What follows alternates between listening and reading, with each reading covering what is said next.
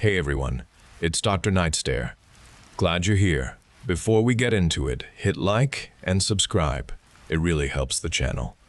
Quick question before we start. Where are you watching from, and what time is it for you right now? Alright, let's get settled. Get comfortable, let your body relax, and just take it easy.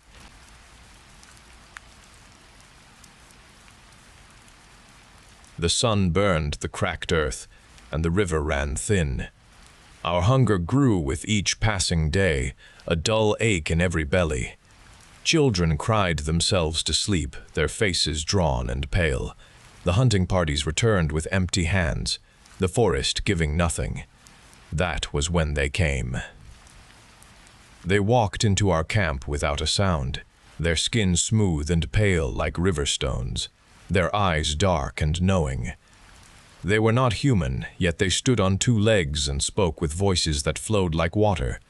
They offered us sustenance, a way to make the land yield its bounty again. They promised their gifts would fill our stores and bring us peace. Chief Baron stood before them, his face etched with worry. He saw the suffering of our people, the empty granaries, the desperate eyes. He nodded slowly, a deep sigh escaping him. He told them they could stay, that they could serve us. I watched him make the pact, my stomach clenching. A cold dread settled in my heart. These smooth-skinned strangers brought no comfort, only a shiver of wrongness. I did not trust them. They called themselves the Munus, their voices smooth like polished stone. They did not wait. The very next morning, they began their work. Their pale skin rippled, bones shifted, and bodies stretched, reforming into massive oxen with broad, strong shoulders for plowing. Other Munus became swift, silent wolves, blending into the forest before anyone could follow. They worked tirelessly, without complaint, without pause. The fields, once barren and cracked, soon showed dark furrows, ready for seed. The Munus, now in human guise, knelt and planted with an uncanny speed, their movements precise and unwavering. Days became weeks, and the sprouts emerged, green and vibrant. The hunters returned with deer, boar, and fowl, their eyes wide with disbelief. The Munus had driven the game, cornered it, and made the hunt easy.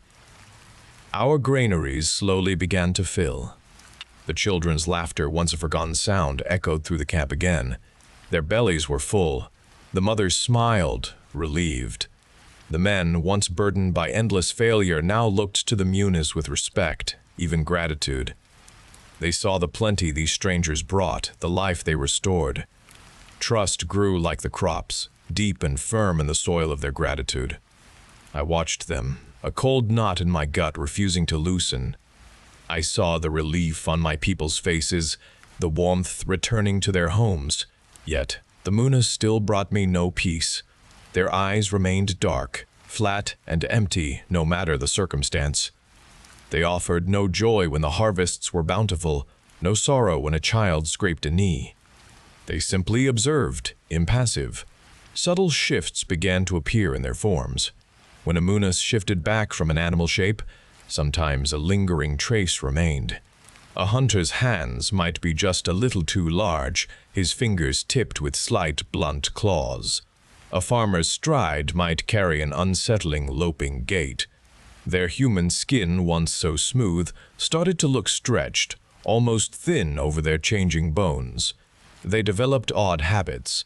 They would sniff the air too deeply, their nostrils flaring.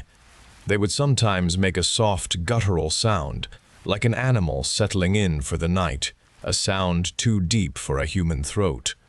Their bodies, though they seemed to function perfectly, lacked true vitality. Their faces never flushed with effort, never showed the lines of a true smile or frown. Their movements were efficient, yes, but also strangely mechanical. They began to eat with a swift, predatory efficiency. Their teeth bared a moment too long when they tore meat. Their eyes, always those dark, dead eyes, never met ours truly. They just watched, always watching, as if trying to understand something deeply alien to them. They were like puppets, perfectly mimicking life, but missing the spark within. The harvest festival brought feasting, but no true joy for me. My gaze searched for any wrongness in the Munus moving among us. One Munus, who usually helped tend the communal fires, had disappeared from its post. A cold prickle ran down my spine. The chief's youngest wife, pregnant with her first child, had also not been seen for hours. Her absence felt wrong. I moved quietly away from the crowded celebration, slipping between the tents towards the edge of the camp where the Munus often slept in their strange, unmoving slumber. The air became colder as I walked. A smell, thick and coppery, reached me, making my stomach churn with fear. I found the chief's wife then, not sleeping, not breathing. Her body lay splayed on the ground, brutally torn open. A Munus knelt over her, its head buried deep in her opened belly. Its form was grotesque, neither human nor beast. Its skin stretched taut and gray over large bones. Sharp teeth protruded from a muzzle-like jaw. Its back was humped and ridged. Its hands ended in talons, not fingers. Its eyes, which always held that dead, watching flatness, now burned with a hungry red light. It tore flesh, swallowing with harsh guttural sounds, blood glistening on its distorted face. My throat closed with unspeakable terror. A strangled cry escaped my lips, a sound too loud in the sudden, absolute dread. The Munus stopped its devouring. It raised its head, dripping gore, and its burning eyes locked onto mine. Then it shrieked, a sound that tore the night, a sound of pure predator, not of anything that once helped us. That shriek was a signal. Across the village, the feasting Munus changed. Their smooth skins rippled and tore, their limbs elongated, their jaws unhinged. They became nightmare shapes of twisted bone and sinew, hulking things with too many teeth or too many eyes, forms barely held together by stretched, glistening skin. The transformation was swift and total. The true massacre began. They moved with terrifying speed, no longer servants, but monstrous hunters. Their roars filled the air, mingling with the screams of my people. They tore through the crowded village, seizing men, women, and children. Teeth ripped, claws shredded, bodies collapsed into bloody heaps. The Munus, now unmasked as ravenous beasts, decimated the innocent villagers. I saw Baron, our chief, dragged down by 3 of the monsters, his struggles ending in a choked cry. They slaughtered everyone they found, leaving behind only ripped flesh and broken bones. The village, once filled with laughter and the warmth of life, became a killing ground. I froze, watching the horror unfold, unable to move, unable to breathe. The sounds of screaming died away as the last guttural roars faded into the dark night. I remained frozen behind the overturned cart. My breath shallow, cold sweat covered my skin. The moon rose, casting long shadows across the devastation that was once our vibrant home. The village was gone. Only shattered tents and broken bodies remained, silent witnesses to the horror. Blood covered the ground, thick and dark, soaking into the earth where our hearths once burned. Every person I knew, every face I loved, lay still and lifeless. My family, my friends, our entire tribe had been taken in a single, brutal night. I waited until the last of the grotesque creatures scattered into the surrounding darkness. The air grew colder, biting at my exposed skin. I crept from my hiding place, my body stiff with shock and a paralyzing dread. I walked among the dead, my eyes tracing familiar features on faces now devoid of life. There was no one left alive. My tribe was utterly destroyed, completely annihilated. Nothing of our life remained. The monsters had vanished suddenly, leaving behind only ruin and the stench of death. I encountered other survivors on my lonely path, and they spoke of such horrors, these shape-shifting nightmares. They knew them by a name whispered in fear: skinwalkers. These people understood a chilling truth I now carried in my heart. The skinwalkers never truly die. They remain watchful and hungry in the wild places. They hunt with sharp teeth and tearing claws, and also with a deeper, more insidious power. Those who speak their name, those who dare to tell their story, unknowingly invite their return. The act of speaking their story draws their attention. Remembering their deeds makes them appear. The terror does not end with the physical slaughter. It persists in the fear of the spoken word. The skinwalkers feed on memory, on the dread passed from mouth to ear, forever drawing closer to the one who dares to name them.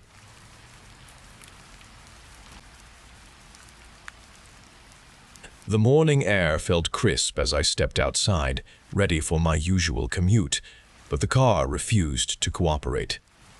I turned the ignition key, and the engine only responded with a weak, grinding sound instead of its usual starting noise.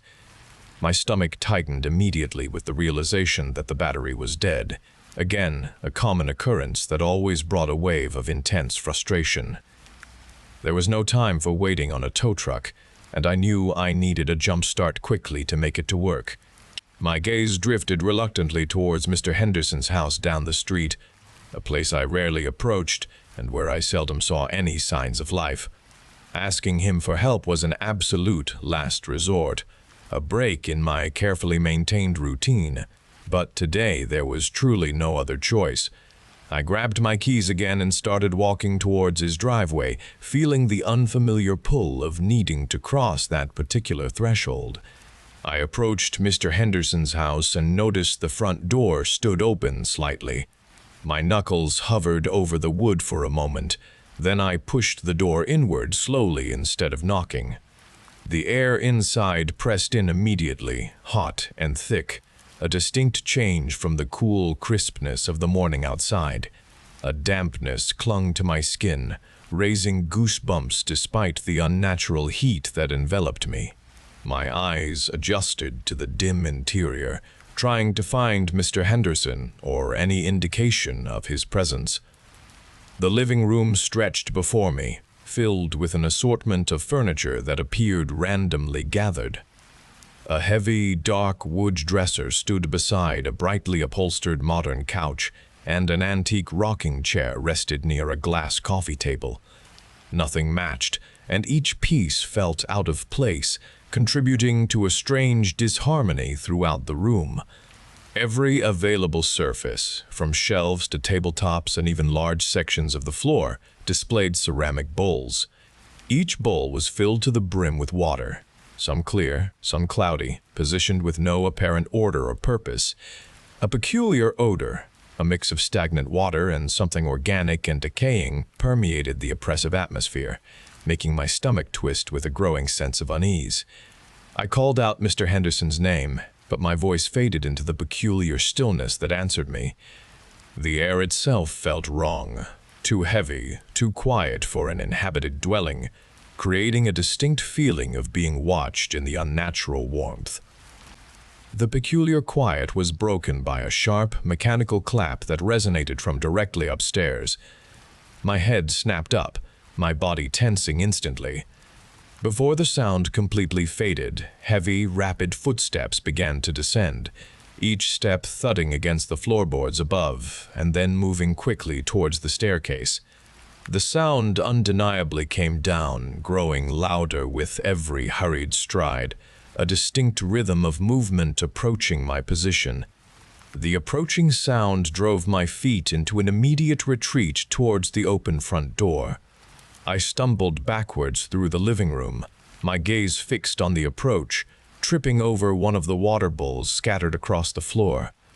Cold water splashed over my shoes, soaking my socks instantly. The thudding steps were now on the main floor, moving quickly, gaining on me. I heard a loud, scraping sound from the direction of the kitchen, followed by another sharp clap, much closer this time, just around the corner. The sound was right there, too close, and it propelled me into a sprint. I scrambled through the doorway, my hands reaching out to brace myself against the frame. I burst out onto the porch, gasping for air that felt thin and cold after the heat inside. My hands fumbled for the doorknob, twisting it quickly, then yanking the heavy door shut behind me with all my strength. A powerful clap, louder than any before, immediately slammed against the thick wood of the door from the inside, rattling the entire frame. Another clap followed instantly, then another, a rapid sequence of strikes that vibrated through the door. The sound continued its consistent striking, a hard pounding against the barrier I had just managed to erect. I stood there, leaning against the closed door, my chest heaving, listening to the hard blows that struck the wood again and again, trapped inside the house.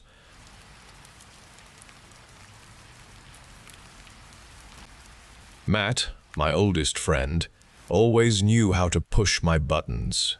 He leaned in close, his breath warm with the afternoon sun, whispering a dare about the stroller by the fountain.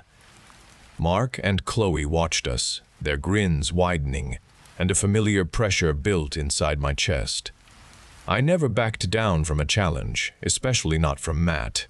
It felt like a small, harmless prank, a quick thrill in the park afternoon. The young parents sat on a bench a few feet away, completely engrossed in their conversation, their laughter echoing between the trees. The baby in the stroller had a candy bar clutched in its small fist, a splash of vibrant red against its pale blue blanket. I walked over with a casual stride, my heart beating a quick rhythm against my ribs. I reached into the stroller, my fingers brushing the soft skin of the baby's hand. Its eyes were dark and wide, suddenly focused on mine. There was no infantile curiosity, no hint of a pending cry, just an unblinking gaze that held an unsettling clarity. A shiver ran down my spine, but I ignored it, grabbing the candy bar. The wrapper crinkled, making a loud sound in the quiet park. The baby did not react, its expression unchanged, its dark eyes following me without moving as I hurried back towards my friends, the stolen chocolate feeling warm in my grip. I returned to my friends, the candy bar held in my hand. Matt grabbed it, a triumphant smirk on his face. Before he could tear the wrapper, a voice spoke into my head. The sound vibrated inside me, through my bones, demanding, "Return what is mine." It was a chilling command. I froze, my muscles locking. A chill spread through me, making my skin prickle. Matt looked at me, confused by my sudden stillness, then shrugged. He began to peel the wrapper, his fingers tearing at the red paper. "What's wrong with you?" he asked, but his words did not register properly. I did not hear him. The voice came again. Its presence intensified around me, a tightening pressure in the air, though my friends seemed oblivious. They just stood there, their laughter light and carefree. "Put it back. You will regret this." Chloe and Mark continued to joke, unaware of the demand that echoed only within my skull. I felt a crushing dread. My hands began shaking. I saw the chocolate rectangle open in Matt's hand, exposed to the sun. The sight filled me with nausea. I could not let them eat it. I could not eat it myself. A terror filled me when I looked at the candy, a revulsion that tightened my chest. My throat felt dry and tight. The candy bar sat exposed in Matt's hand, a dark block against the bright park air. I felt sick looking at it. "I am not eating that," I said, my voice thin, hardly my own. Matt laughed, oblivious to the terror that still echoed within me. Chloe reached out, breaking a piece off the chocolate, and popped it into her mouth, chewing slowly. Matt followed, taking a large bite himself, a smudge of brown appearing on his cheek. Mark watched them, then looked at me, a question in his eyes. I shook my head vigorously. The air around us felt still, cold, despite the warm sun. The sweet smell of the chocolate was suddenly revolting. My friends finished the candy, their laughter returning, their pranks forgotten in the pleasure of the sweet taste. They saw nothing wrong. They heard nothing. I stood there, utterly alone in my dread.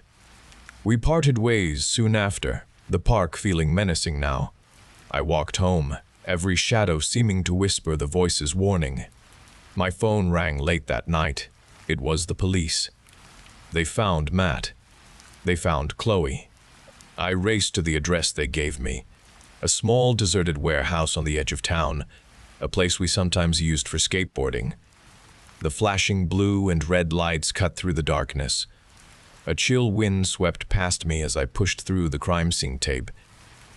The first officer tried to stop me, but I ignored him, driven by a terrible premonition. Inside the warehouse, the scene was a nightmare.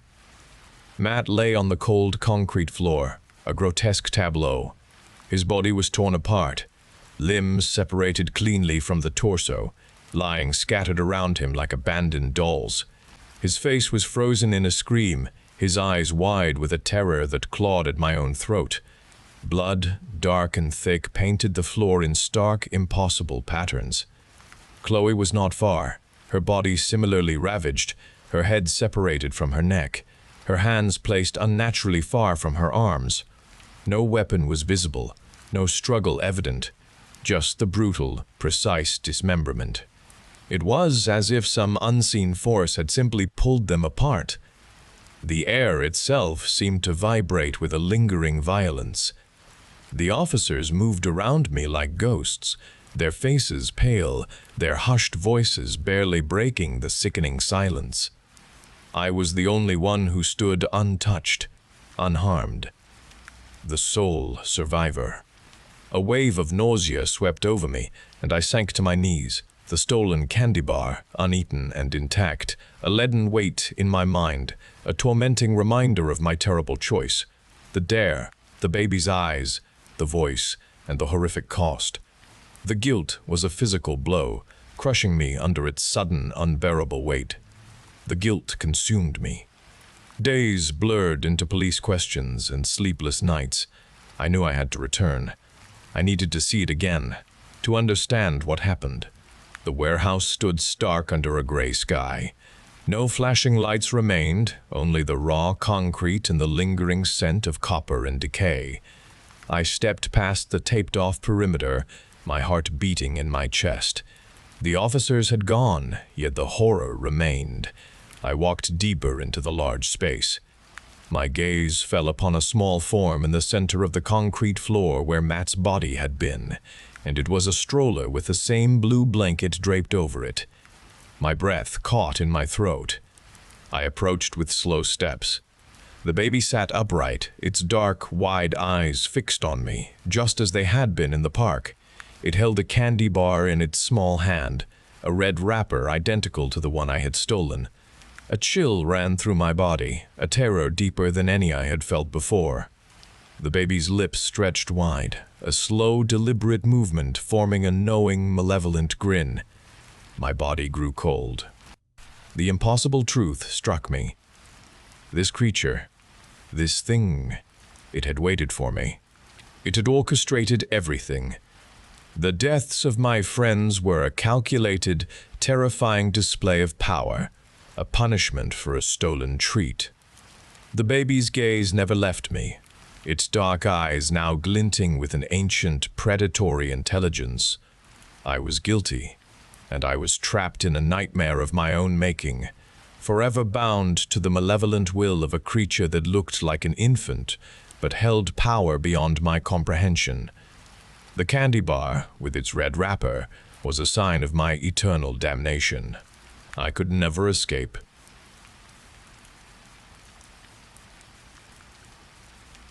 You must remember this. It is critical you grasp what I am saying. This is my 8th attempt to reach you, to reach anyone, because humanity's time is almost gone. You recall the Antarctic drill, don't you? That massive international effort, the fleet of icebreakers, the live feeds showing scientists probing deep into the ancient ice. Everyone watched it unfold. It was a global spectacle, a moment shared by countless people. But what came afterward? Do you recall the ships returning weeks later? The news broadcasts showed images of the vessels, their decks covered with dark gore. You remember the frantic reports about a missing scientist, Dr. Eris Thorne. He disappeared during the expedition's final days. And the entity, did you see it? Just a moment. A fleeting image on one of the archived videos, something immense on the main deck of the Aurora Borealis before the feed cut. It was all there. Then it disappeared. Every detail of those terrible events ceased to exist in your mind, replaced by a perfect history where everyone came home safe, where nothing went wrong. They erased it from your memory. They erase it from everyone's memory. You need to remember this truth now. You think the Antarctic incident was an isolated event, a strange blip they covered up. No, that was merely a symptom. The entities operate in two distinct stages. The first stage consists of larval forms. These are microscopic. They burrow into living tissue, unseen, unheard. Once inside, they begin to consume. They are parasites, growing larger, devouring organs from within. The process causes agonizing death. Imagine your insides being slowly eaten away, piece by piece, while you remain fully conscious. You scream and writhe. Your body contorts in unbearable torment. Your loved ones, your family in the next room, they hear nothing. Not a sound escapes the walls of your personal agony. Your dying thrashings are not heard by them. They only register a sudden, quiet illness or a peaceful passing. Then you are gone, your body an empty husk, your existence wiped clean. This is how the larval forms feed and grow. Then there are the adults. These are the ones responsible for what happened after the Aurora Borealis returned. The adult entities possess a terrifying ability. They manipulate collective memory. They do not just erase individual memories, they rewrite the shared reality of humanity. When a major event occurs, something horrific like a city block collapsing or 100 people vanishing, the adult entities simply edit it out. The destruction never happened, and the people never existed. They just cease to be in the collective mind. There is no news report, no grieving family, no search party, nothing. The world moves on, oblivious to the absence of something terrible. This leaves an unsettling normalcy behind. You might feel a subtle unease, a sense that something is missing, but you cannot pinpoint it. A city park might suddenly appear where a hospital once stood, and you will accept it without question. A relative you saw just yesterday could be gone, their room empty, and your mind will create a reason for their absence, or simply forget they ever existed. These are deliberate removals, performed on the very fabric of our shared truth. They remove the horror and the trauma, but they leave behind the scars of unremembered suffering. This is their pervasive control. This is the escalating threat. I possess an inexplicable immunity. My mind retains the true history, impervious to their manipulations. I navigate their fabricated world by constantly recalling the facts, the faces, the places they have erased. I see the phantom limb of reality where a city park now stands, knowing a hospital once occupied that space. My defense is a stubborn adherence to truth, never allowing their false narratives to root within me. I am the only one aware. This unique state isolates me completely. Every person I encounter lives in a world of easy fictions. Their smiles are genuine, their concerns trivial, all built upon a foundation of hidden horrors. I am a lone voice, shouting into a void that only I perceive. I hold the forgotten truth. My desperate mission is to tear down this illusion, to ignite a spark of memory in just one mind. That spark could grow into understanding, exposing the lies before humanity becomes consumed by these parasites. I broadcast these messages, these fragments of forgotten truth, again and again. Each time, I wonder why they allow me to continue. Perhaps my immunity is a rare flaw they have not yet learned to exploit, an oversight in their vast control. Perhaps they are so consumed with their subtle, pervasive editing that a single, persistent voice registers as harmless static. They might believe I am an isolated anomaly, an inconsequential disturbance in their carefully crafted silence. They may not yet understand the danger I represent, or perhaps they simply do not care, confident in their ultimate victory. But I am here, still fighting. I will continue to speak this truth to reveal their deception. I will repeat this message, every single word, until someone remembers. You must grasp this reality. You must break free from the false reality they have constructed. You must hear me, and you must contact me. Our survival depends on it.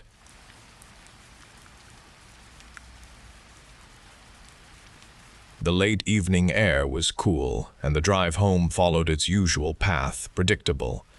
I navigated the familiar turns, anticipating the end of a long day. Then, in my rearview mirror, bright headlights appeared. An SUV loomed directly behind me, its front end too close. The driver flashed its high beams repeatedly, an unwelcome burst of light that stung my eyes. My initial annoyance sharpened. The SUV remained aggressively close, never backing off. The constant pressure from the vehicle was deliberate, and it felt predatory. A cold unease began to spread through me, growing into a true sense of dread as the pursuit continued without pause. The chilling dread in my gut solidified into a clear, stark understanding. This aggressive, unyielding pursuit was unequivocally intentional. My hands locked onto the steering wheel, knuckles pressing white against the dark plastic. Taking this relentless, focused menace home felt like an absolute surrender, a decision I could not make. My mind raced, searching for any alternative, and seized upon the 24-hour gas station on the highway, a public place, well lit and open. It was only 5 minutes away, a brief drive, but the seconds began to crawl, each tick of the clock feeling like an immense, unbearable duration. I clenched my jaw, forcing the car to turn, abruptly veering away from my familiar residential street. The SUV behind me instantly mirrored the movement, its high beams still blazing, searing into my rearview mirror with unyielding intensity, a constant, oppressive reminder of its close proximity. Acute, cold anxiety tightened its grip on my chest, making it hard to draw a full breath.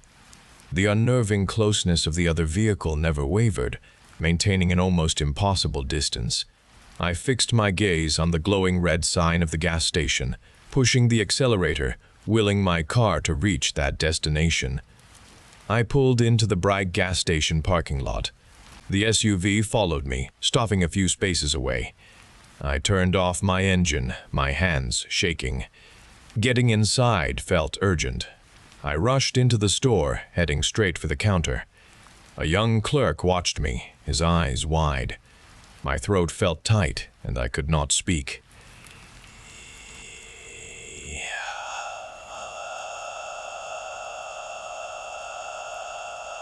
The automatic doors hissed open.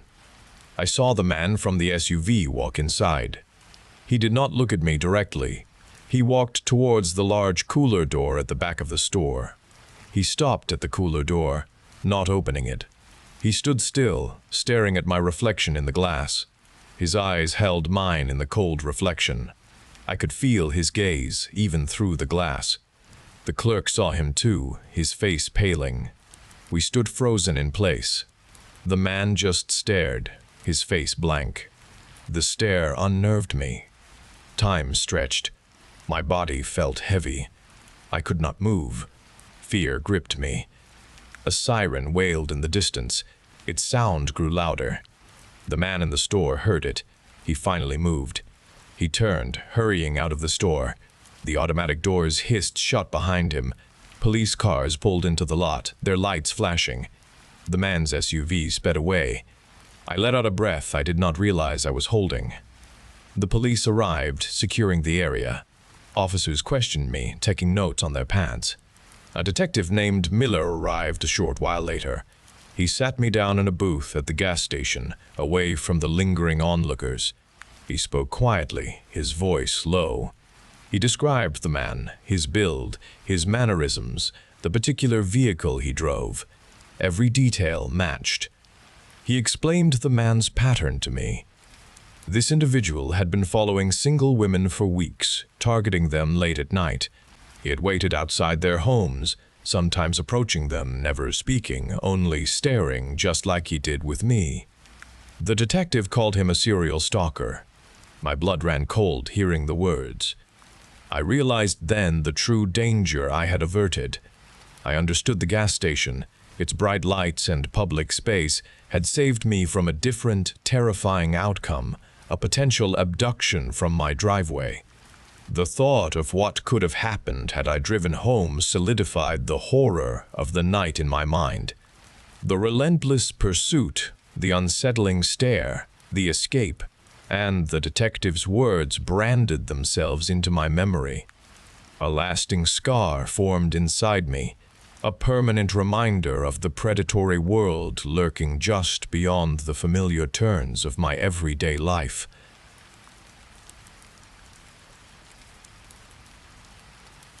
The diamond caught the evening light as I opened the small box, my heart pounding against my ribs. Her gasp was sharp, a sound of pure delight. Then she saw me kneeling there. Her smile shone, and she spoke the single word I longed to hear. I slid the cool metal onto her finger, sealing our future with a kiss. We held each other close for a long moment, the world narrowing to just us two in shared happiness. She pulled back, her gaze falling to a small piece of yellowed paper lying flat on the polished table beside the champagne flutes. The note had not been there a moment ago. It was old, crinkled at the edges, and written in faded ink were two simple words: "I'm back." A sudden chill swept into the room, and a shiver ran through her body. Her breath hitched. Her hand flew to her mouth, covering a gasp, and her eyes, still brimming with tears of joy, widened with terror. She picked up the note with trembling fingers, her knuckles white. I reached for her, concerned, asking what had happened, but she just shook her head, unable to speak, her gaze fixed on the ancient paper. Her voice came out as a strained whisper.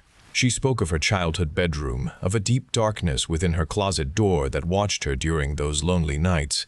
She called it an entity, a presence that spoke in whispers only she could hear. It had told her it would return on the day she became engaged, a specific promise made long ago. I pulled her into my arms, holding her tightly as she began to sob, her body shaking. This was a nightmare, I told her, a cruel memory from a child's imagination. Someone must have played a terrible prank, I reasoned, placing the note there to scare her. She pulled back, her eyes pleading with me to understand, insisting the entity was real, that its words were truth.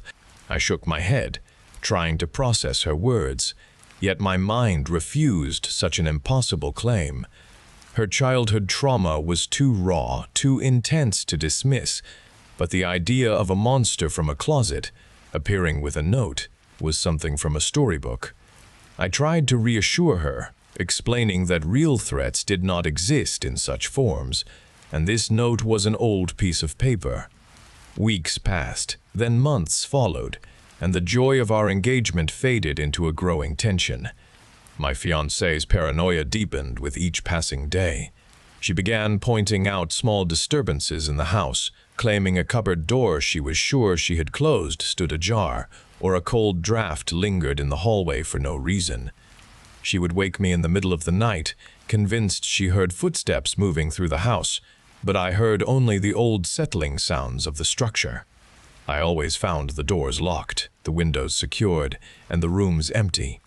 I tried to rationalize each incident, telling her I must have left the cupboard open, or the old house simply had drafts, or the floorboards groaned under their own weight. Her anxiety became a constant presence in our home. The wedding planner's calls went unanswered, the guest list remained untouched, and she would simply stare blankly at fabric swatches. Our once lively discussions about our future together dwindled into strained silence. My patience wore thin as the neglect of our wedding plans grew, and I felt a deep frustration with her constant fear.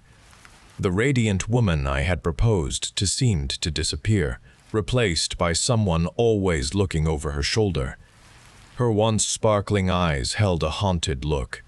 A widening rift formed between us, a space filled with her unspoken terrors and my inability to truly understand them.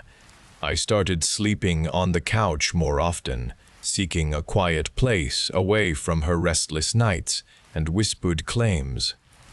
Each passing week, I found myself questioning our future, wondering if our relationship could survive this relentless erosion.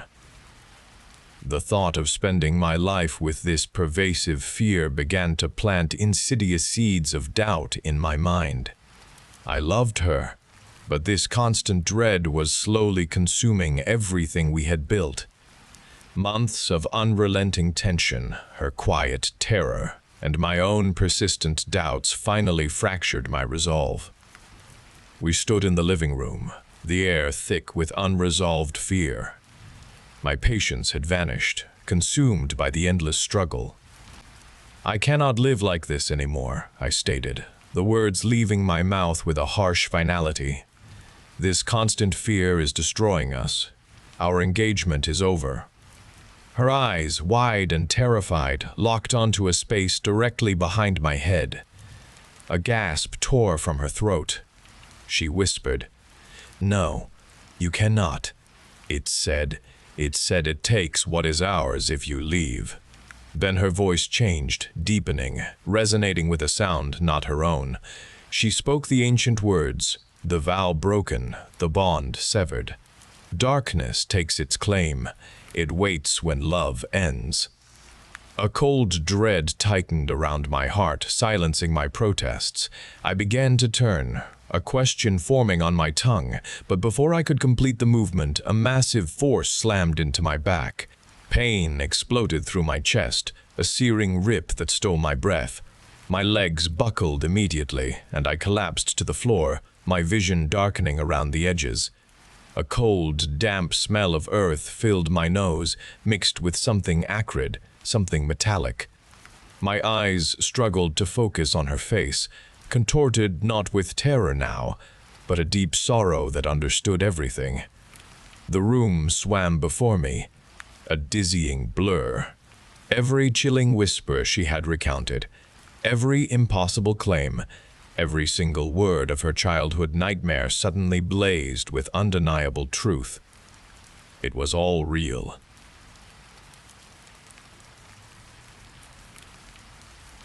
My eyes opened to a dull light filtering through a dense tangle of neglected leaves. I did not recognize the overgrown garden, nor did I know how I came to be standing among its sprawling weeds. A chill moved through the morning air. Weeds grew around my knees, their dry stems scratching my skin. Liam should have been safe in his bed, not alone and hurt. His small hand slipping from the banister still played in my mind, a constant loop of fear and regret. Guilt pressed on my chest, a cold, heavy burden. I needed to be with him, to whisper comfort, but I stood here, unable to move away from this strange place. A house stood at the garden's far edge. Its paint peeled from the wood. Its windows were blank and dark. A strong, persistent pull urged me toward the dilapidated structure. I moved slowly, drawn by a clear purpose I could not name. Voices called my name as I neared the peeling front door, first sounding like my own, then like my mother's, then like my husband's. A man waited in the doorway, his eyes burning red in the dim light. He reached out a hand to me, and I took it without thinking. He led me gently across the threshold and into the house. A tall, bone-thin figure stood further down the hall, its face shadowed and its gaze fixed on me with an intense watchfulness. A coldness spread through my body as we passed it, a heavy knot tightening in my stomach. The walls of the house twisted inward, and the floorboards buckled under my feet. The ceiling sagged low over our heads. This was not my home. Nothing here was recognizable. Every doorway ahead seemed to stretch and then shrink before my eyes, further disorienting me. I needed to find Liam. His name formed silently on my lips. I followed the man, desperate to reach Liam. His steps were light, his body lean. When he turned his head slightly, I saw his profile, smooth and unburdened by any visible worries. His features held a deep, unsettling familiarity I could not place, an identity just beyond my grasp. A thin, jagged scar cut a stark line from his left temple down to the edge of his eye. The hallway ahead began to constrict, the walls pressing inward, growing closer with each step we took. The passage ended at a single closed door, plain and wooden. I knew Liam was behind it, and I felt his presence radiating through the wood. I had to see him.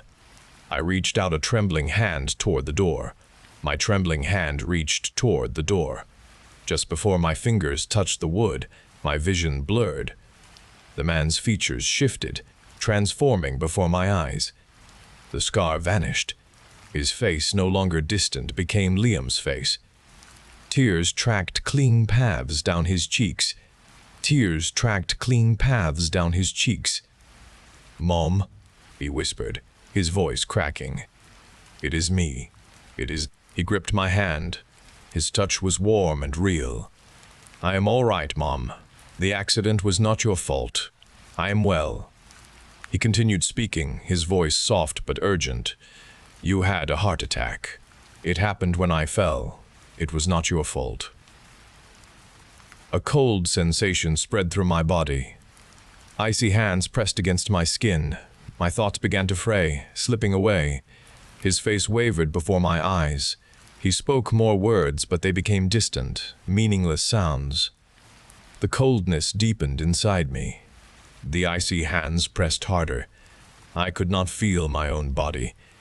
Liam's voice faded. His face became indistinct. Everything around me darkened.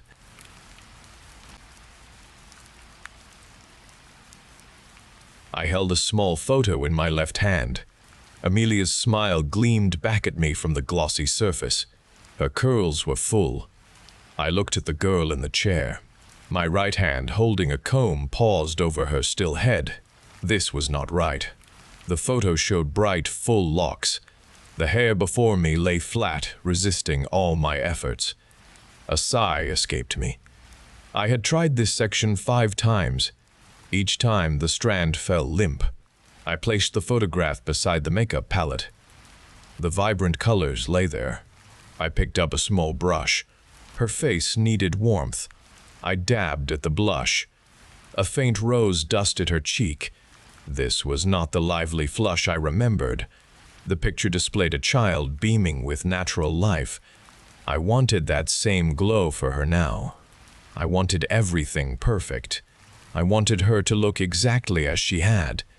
My fingers trembled as I smoothed a loose strand from her forehead. She did not move. Her eyes remained closed. Her stillness was becoming a problem. I needed her to participate. Just a tilt of the head would help. I adjusted my grip on the brush. The blush needed more. I applied another layer, then another. It did not match. My jaw tightened. This was taking too long. This was not working. I could not achieve the image from the photo. I pressed my lips together. I had to get this right. I simply had to. I focused on the tiny flyaway hairs near her temples. They would not stay down. I tried hairspray, then gel, then hairspray again. Each attempt left a sticky residue and the hairs sprang back up. My breath hitched. This was supposed to be easy. I glanced at the clock on the dresser. Time was ticking away. I could feel the pressure building inside my chest. This one thing, this small detail, felt monumental. Amelia just sat there. She did not stir. Her lack of movement, once helpful, now felt like a refusal. I wanted to scream in frustration. I had to recreate that vibrant image. I had to. The clock on the dresser seemed to race. Minutes dissolved too quickly. My chest tightened with each passing second. The vibrant image from the photograph taunted me, a stark reminder of my failure. I wanted to rewind time, to start over with a fresh canvas. I wanted to erase these attempts, these clumsy strokes that only made things worse. I looked at Amelia's face. The blush I had applied now looked too bright, a garish, artificially pink stain. It mocked the natural warmth I craved. I tried to blend it, to soften the edges, but it clung to her skin, resisting every effort. The more I worked, the more pronounced it became. A wave of desperation washed over me. This was wrong. All of it felt wrong. I could not get it right. My hand trembled as I picked up a different brush, a smaller one, hoping it would offer more control. I needed to fix this, to make her look like herself again. But she simply lay there, an inert doll, offering no resistance, no complaint, yet also no cooperation. Her unyielding stillness grated on my nerves. I needed her to move, to react, to help me make her perfect. Her closed eyes remained closed, her lips unparted. The strands of hair around her temples still defied me. They sprang back each time, refusing to settle. It was a battle I was losing. I imagined tearing it all out, starting completely from scratch. The thought made my stomach clench. I pressed my fingers to my temples, trying to calm the frantic beating in my chest. I had to focus. I had to achieve the perfect image. The time was slipping away too fast. My breath hitched. I needed more time. A sudden, sharp ring startled me. The phone on the small table vibrated, its insistent sound slicing through the strained quiet of the room. I reached for the phone, my fingers brushing against the cool metal. The display showed Eternal Serenity Funeral Home. A professional calm settled over me, a familiar shift into work mode. I answered. "Chelsea speaking," I said, my voice steady and practiced. The gentle voice on the other end confirmed the details for the Jensen viewing. "Amelia Jensen, 3 o'clock, the voice stated. "Is everything proceeding as planned?" My gaze flickered to the girl in the chair. Amelia, my Amelia. Her closed eyes held no sleep. Her stillness was not patience. It was permanent. The artificially pink blush I had agonized over now made brutal sense. It was not a lack of natural flush I fought against. It was the absence of life. My hands, still holding the comb and brush, trembled with a horrifying realization. This was not a picture day struggle. This was my work. This was my calling. I was a mortician. I prepared bodies for their final goodbyes. The body before me, the still form I had labored over trying to recreate a memory from a photo, was my own child. My heart seized in my chest. Amelia. She was gone. I was making her beautiful for others to say farewell. My breath hitched.